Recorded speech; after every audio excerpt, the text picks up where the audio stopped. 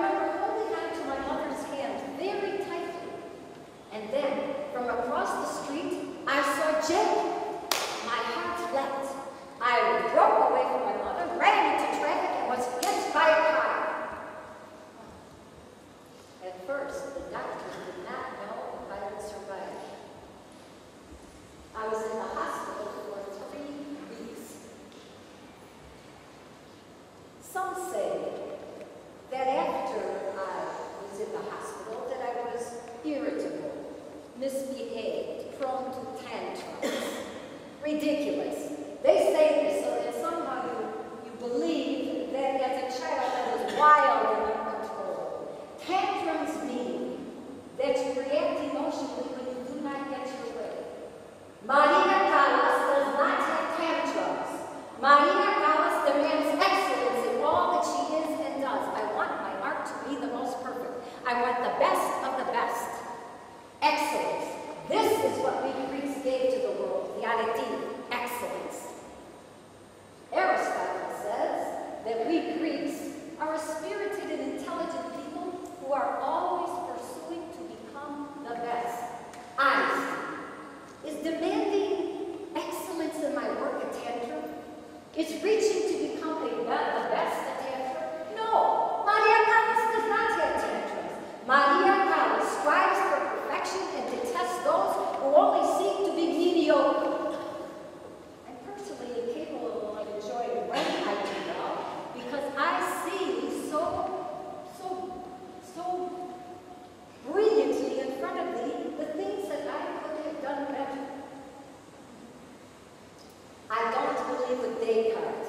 I work, therefore I am. Kallas believes, I think, therefore I am, as Descartes. Kallas believes, I work, therefore I am. At rehearsals, I would sing full voice, as if I were performing. Some of my colleagues criticized me. I would go to all the orchestra rehearsals to catch every nuance of the music. For this I was criticized again. One day I said to them, when a cyclist is training for a big race, he does not train at half speed, otherwise he will never know how he will fare at the final. And so it is with me. And if they don't like it, they can lump it. It makes my Greek blood boil when I witness less than the best. Many have misinterpreted my actions because they fail to realize that I am a Greek, and a Greek in character. Although I was born in New York and spent many years in Italy and France, my life as an artist began in Greece. I've always considered myself Greek. Το αίμα στις πλέονες μου, ο χαρακτήρας μου, οι σκέψεις μου είναι ελληνικές. Γι' αυτό το αίμα δεν το σβήνει κανείς. One classic Greek idea is that of harmony. Harmony between the mind and the heart, the body and the soul. When these things are in balance, we can almost say that our lives are like music. My approach to opera is based on this classic Greek thought. The human voice must be in harmony with all the elements of opera, music, words, and drama. The human voice is music. It is like something out of the soul. When it speaks of love, it is lyrical. It pleases the ear. When it speaks of passion, it is dramatic. It demands our attention. When it speaks of torture or torment, it may be ugly. It may even offend us. There is no voice that can be beautiful and efficient. When you are angry, you shriek. There is no better example of this Kallas philosophia than in the opera Lucia de Bellamy. This Belgato opera had a tradition of sopranos who interpreted the mad scene with very little magic. The opera is filled with people who go mad, but few sopranos heard the torment in the madness. Lucia has just slain her husband. Her ideal love for Eduardo will never be realized. She sees a vision of a beautiful wedding day when she and Eduardo will be reunited. The sane world collided with the madness of love. Only Kallas gave the proper interpretation to this tormented soul.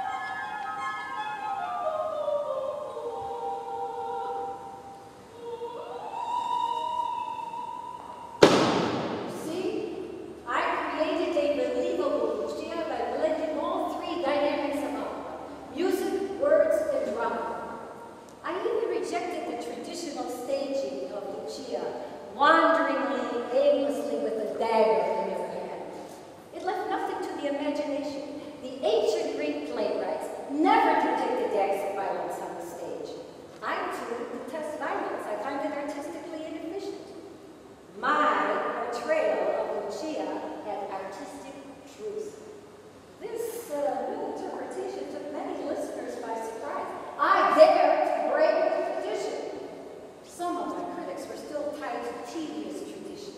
And for this revolt of the mundane, I was criticized.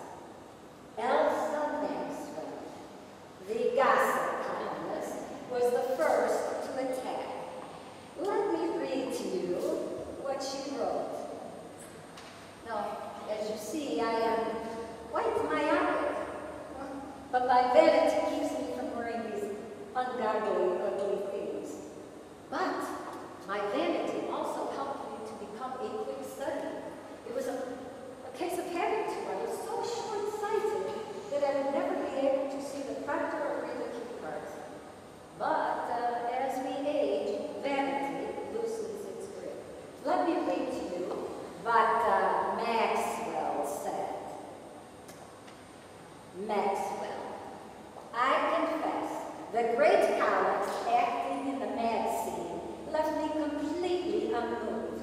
I was intrigued by the red wig she wore through the first two acts, but in the mad scene she came out a platinum blonde. Why this change of color? What did it mean to this egocentric excellence? Such stupidity. She comments on a wig. A wig she sees, but she is blind to human emotion. And who is this act, Elsa Maxwell? She is not who she claims to be, a society lady. She is just a big fat horse. You would say the same if you saw her.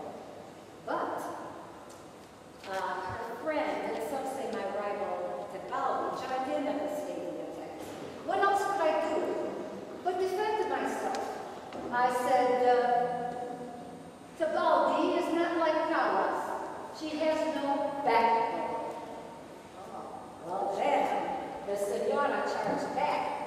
The senora Callas says that I have no backbone. I reply that I have one thing she has not, a heart. What a cruelty. How could she say I have no heart? What a nadia. I know that this began prior to my arrival to New York City. Time magazine published a featured story about me.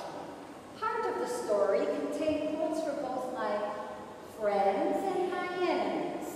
I suppose my dear mother, Evanghelia, was considered an enemy. She submitted an angry letter I wrote to her. Oh, my mother. She wanted to bask in my spotlight, benefit from my financial success. Maria Kall's worked hard to get to the top. My mother, she played a large role, like many parents do. But Greek parents, they play the part with finesse. She would complain that she sacrificed her life for me and my career, and that I abandoned her in her time of need. You see her Kall's answer dramatic flair. She wasn't even a good actress. She played her mother role like a cheap melodrama, soap opera. But her influence on the media haunted me.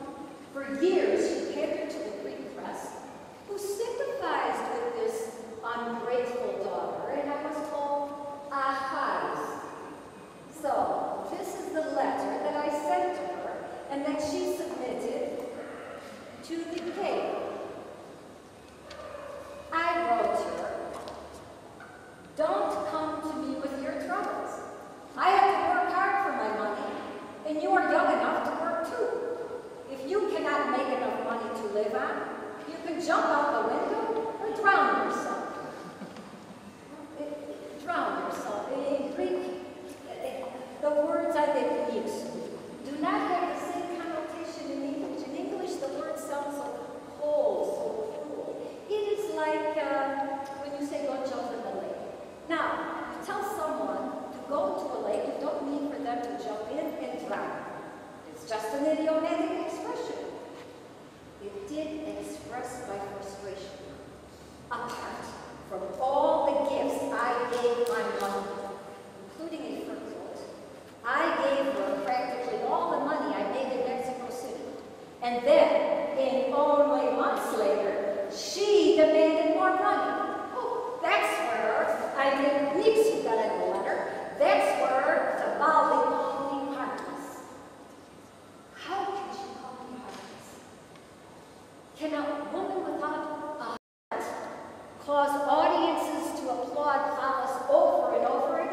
can a woman with no heart stir audiences to shout Boundas Bakalis 22 curtain calls?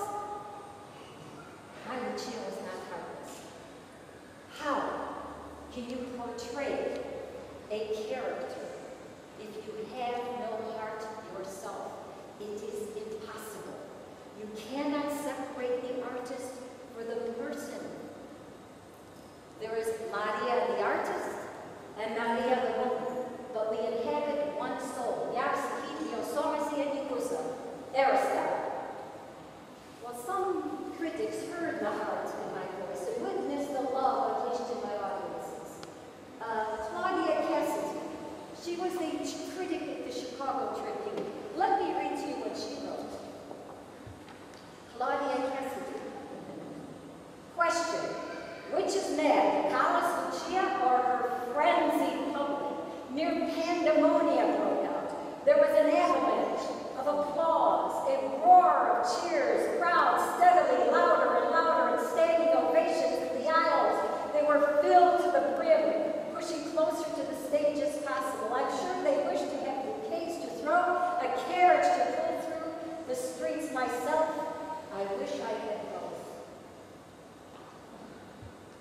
Listen.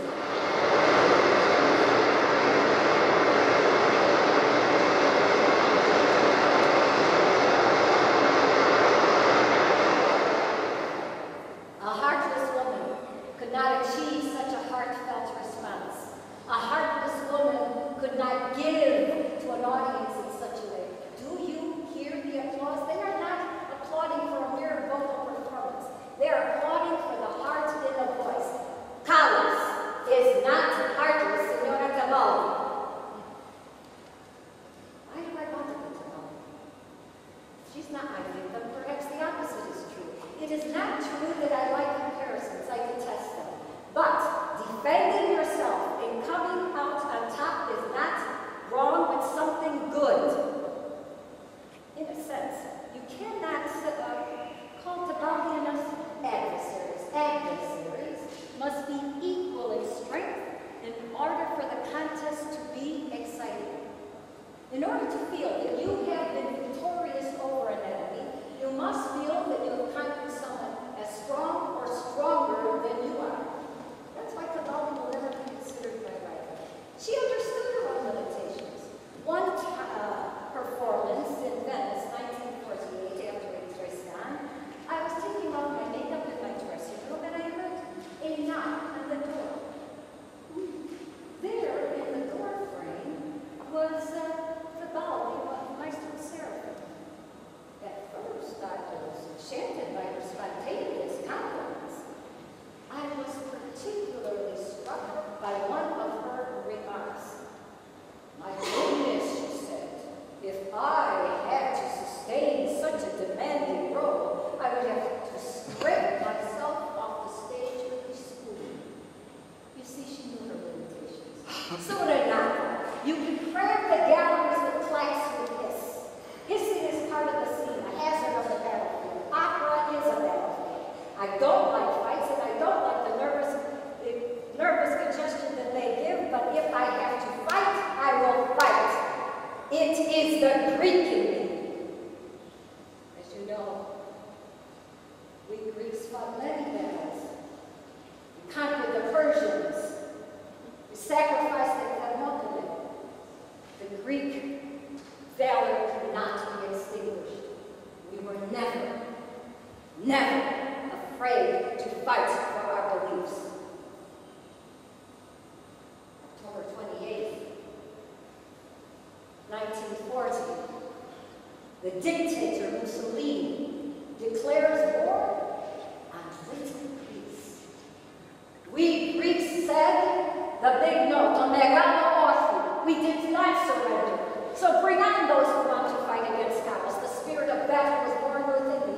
December 4th, St. Barbara's Day, patroness of artillerymen, a proud and fighting saint, whom I especially admire. She will fight by my side. The great armor of valor will protect me from my enemies.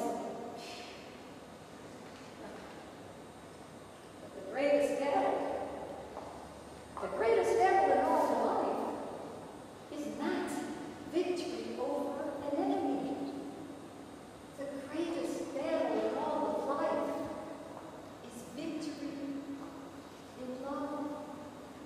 We are all in this battle. We are all fighting for passion, for love, for eros.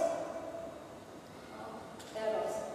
He's Aphrodite's wicked little son who goes around shooting arrows into people's hearts so they fall ridiculously and aimlessly in love. Pictures of Eros shown with wings. That's how he could fire arrows from us after he has wounded us. Eros, like the love he symbolizes, is elusive. We keep on chasing after the creature, but how can we catch him? He has wounded us.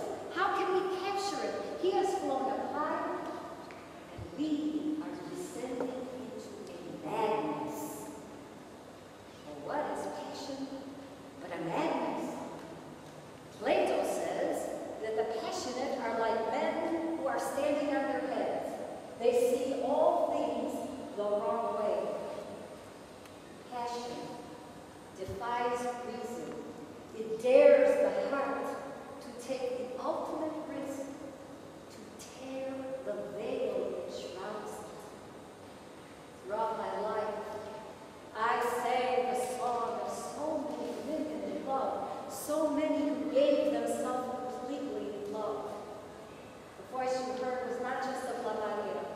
The voice you heard was of Maria the woman, bearing her soul to you, strangers in an audience. What a risk. Callas was never alone on the stage. Maria was always there with her. I am Violetta, La Fabiata. Listen, it is Maria speaking to you.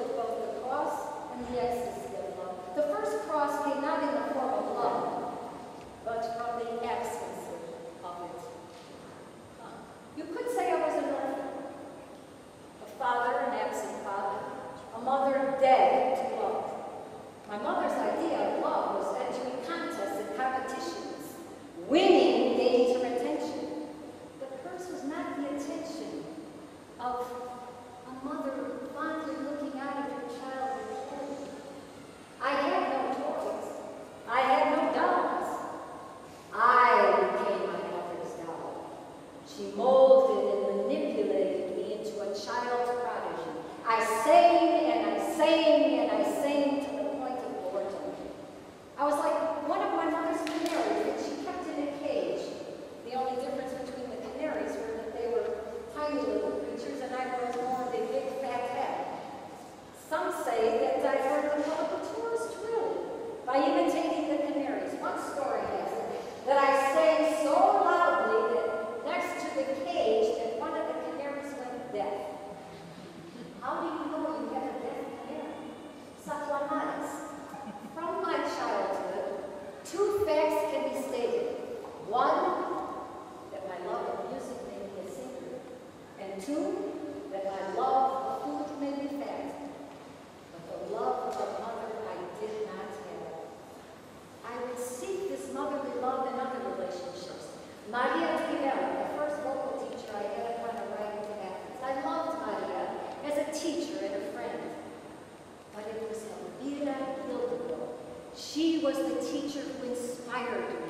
gave me confidence, corrected my vocal flaws.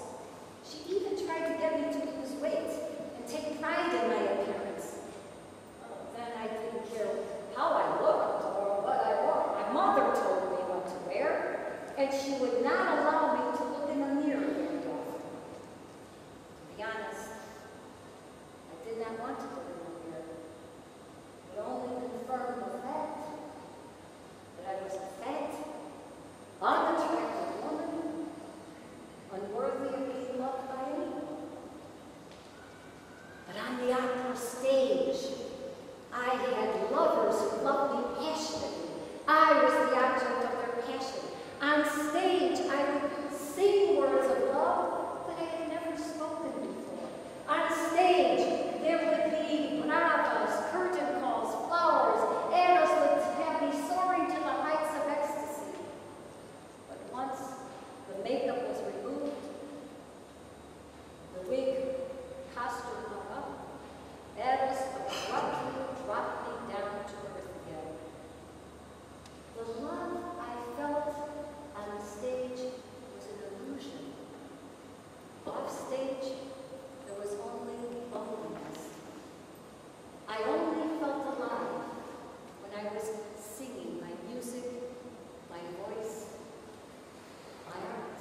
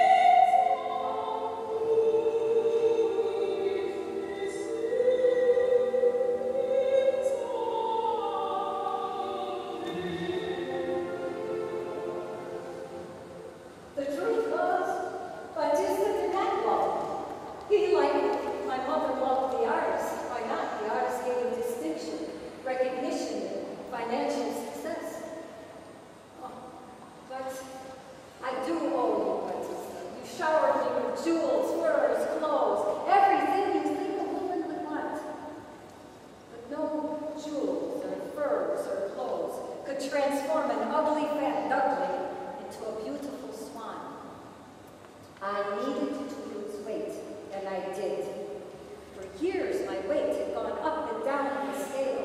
Some say I started late, others that I was a glutton. One story has it that my mother found me with a glucanico dangling from my mouth at 3 months old. Another, that later in life I swallowed a tapeworm to lose weight. I will admit to electric massages and ointments and treatments, but the weight loss was a result of strict diet and discipline. But it was my art, my music, that made me lose the weight. It kept me from playing the parts that I wanted. When I was heavy, I never felt that I could play the part of the lean, fierce Lydia. My face was too fat, and I couldn't stand it. I wanted my neckline and my chin line to be very thin and very pronounced. La Maria, the diva, prima donna, a perfectionist could not be fat, and Maria, a woman, also a perfectionist, did not want to be fat.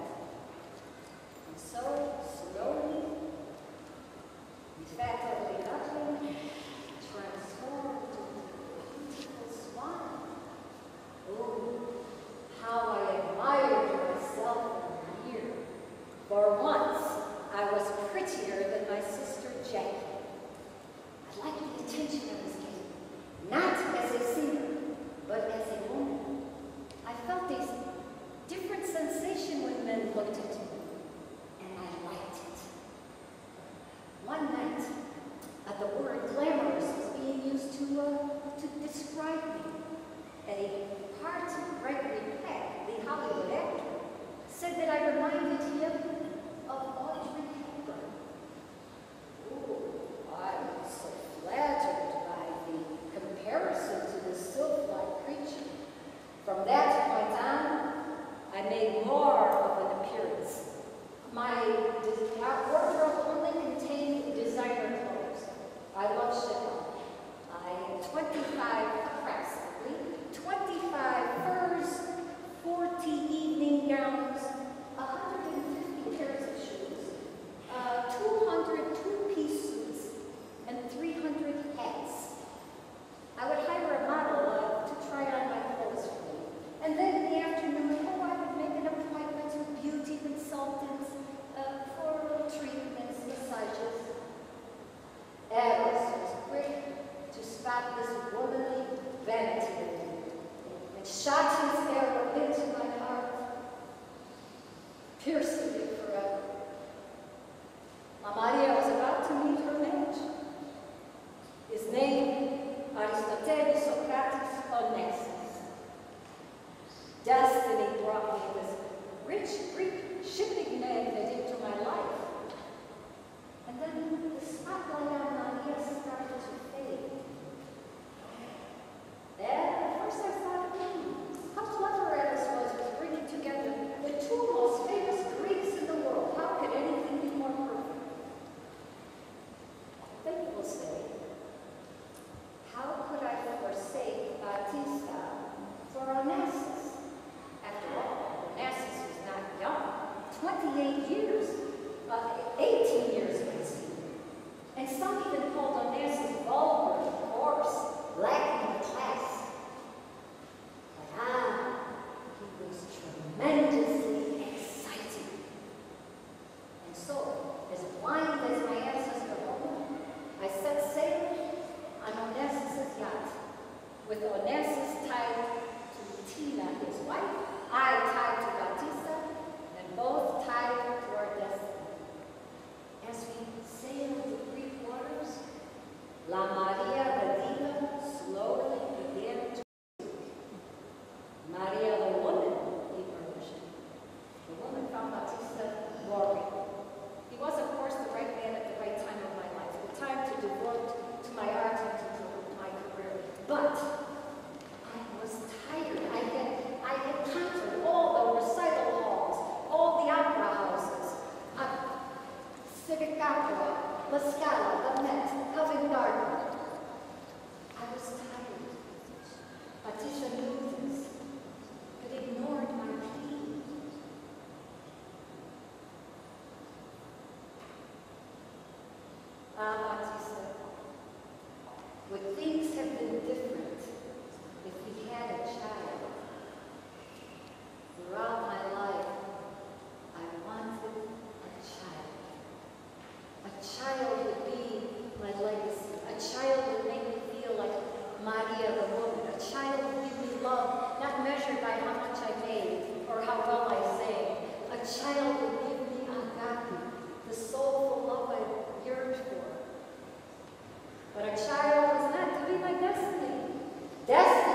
me Onassis, destiny gave me Dionysus, the god of wine and revelry.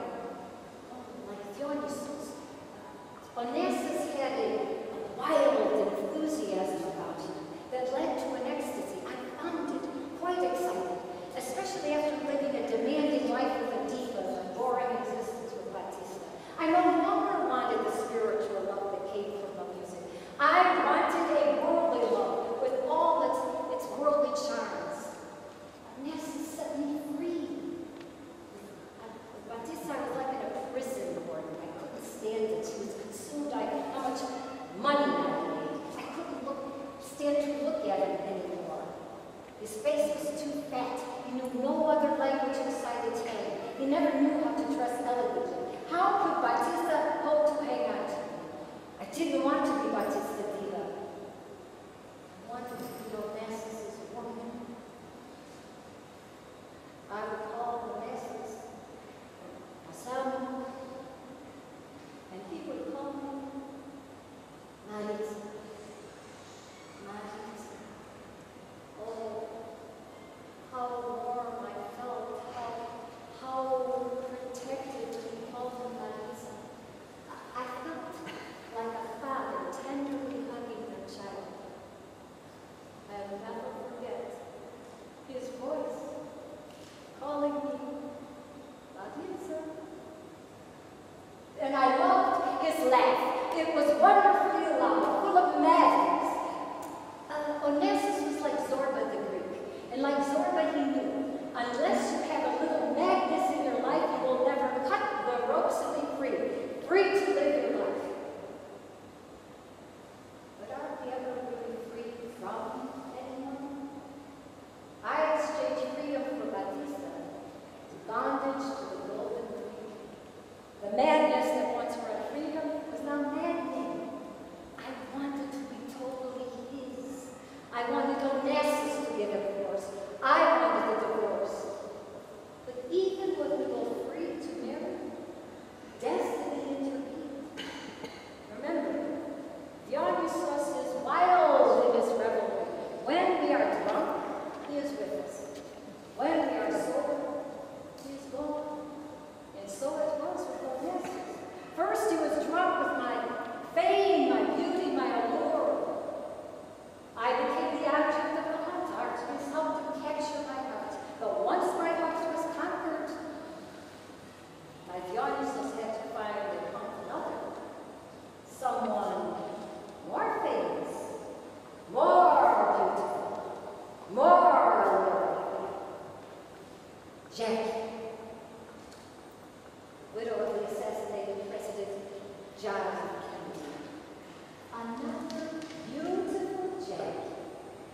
First Jackie, my sister robbed me of my mother's love, and now Jackie, the widow, stole my only love. Neither the fame or name of Kallus could compete with such a rival. Kallus was fierce in battle. She would conquer her enemies. I fought fiercely for my heart. And Ares, the god of love, favored me. But in the battle of love, he deserted me. Ares could not fight against my fate. I would never be Maritza, or I would never say Asano. But Onassis, you changed my life. You transformed me from an opera singer to an opera. I became Medea, and you, my chaste. I'm glad that you gave me my heart. You captured your golden fleece, La Maria, and wrapped yourself with the dignity and the distinction that you lacked. In love, you sailed the Greek waters. But like Jason, you betrayed me. Your ambition was stronger than your love for me. This heart would again feel the pain of rejection. But this rejection was the most painful of all. The heart that throbbed with love, the heart that ached with passion, the heart that begged for affection.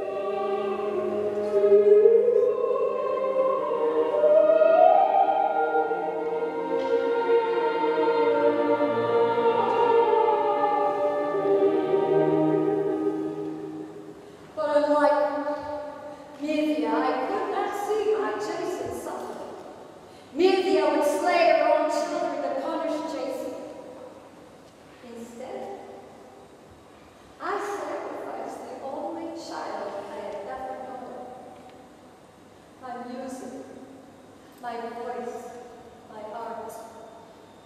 I fail to imagine that that child is in me. I fail to realize that passion is more than a desire for human love. It is the fire inside us. It burns brightly when we live it. It keeps us alive. My passion is my music. This heart has been broken many times, my friends. But a heart that breaks feels. And to feel is to be alive. Well, Maria, the diva, the prima donna, her life is ended. But Maria, the creative woman, she lives on in her music, her voice, her art. Art is long, life is short. Hippocrates.